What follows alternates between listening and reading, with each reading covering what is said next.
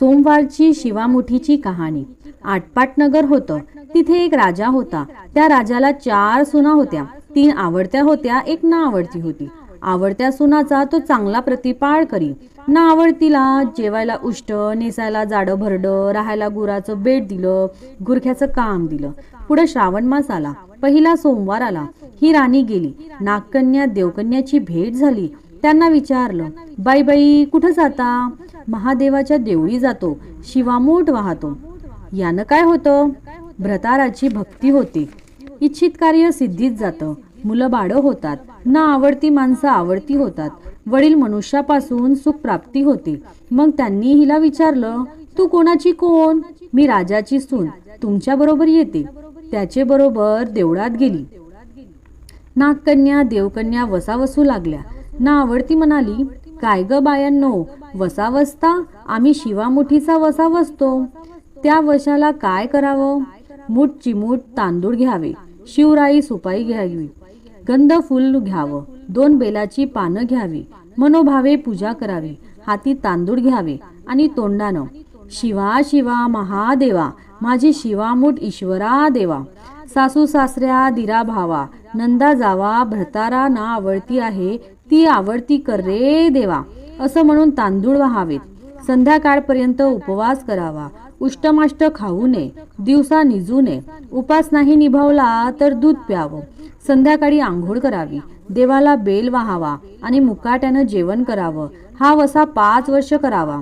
पहिल्या सोमवारी तांदूळ, दुसऱ्यास तीळ, तिसऱ्यास मूग, चौथ्यात जव आणि 5व्याच आला तर सातू शिवामुठीकरिता घेत जावे। पहिल्या सोमवारी सगळं साहित्य नागकन्या देवकन्यांनी दिलं आणि दुसऱ्या सोमवारी हिला घरून आणायला सांगितलं। त्या दिवशी हिनं मनोभावे पूजा केली, सारा दिवस उपवास केला। जावानंदानी उष्टमाष्ट पान दिलं, ते तिनं गाईलाच घातलं। शंकराची आराधना केली आणि दूध पिऊन निजून राहिली। पुढे दुसरा सोमवार आला। ना आवडतीनं घरातून सर्व सामान मागून घेतलं। पुढे रानात जाऊन नागकन्याबरोबर मनोभावे पूजा केली आणि शिवा शिवा महादेवा, माझी शिवामूठ ईश्वरा देवा, सासू सासऱ्या दिरा भावा, नंदा जावा, भ्रतारा ना आवडती आहे, ती आवडती कर रे देवा, असं म्हणून तीळ वाहिली। सारा दिवस उपवास केला, शंकराला बेल वाहिलं, दूध पिऊन निजून राहिली।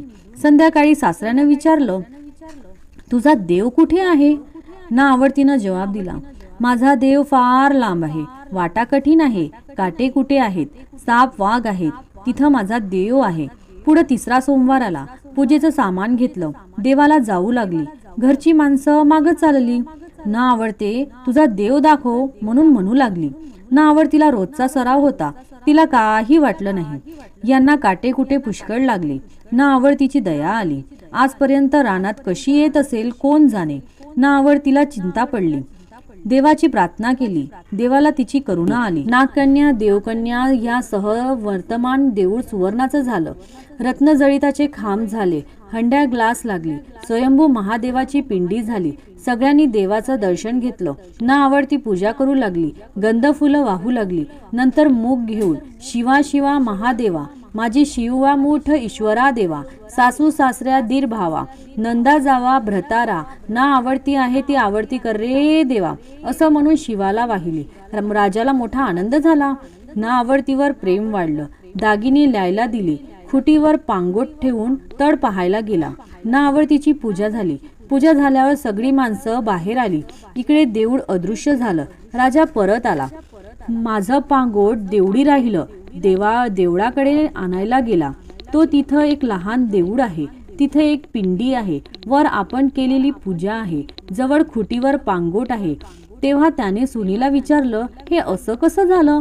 माझा गरीबाचा हाच देव, मी देवाची प्रार्थना केली, त्यानं तुम्हाला दर्शन दिलं। सुनेमुळं देव भेटला म्हणून तिला पालखीत घालून घरी आणलं। ना आवडती होती ती आवडती झाली।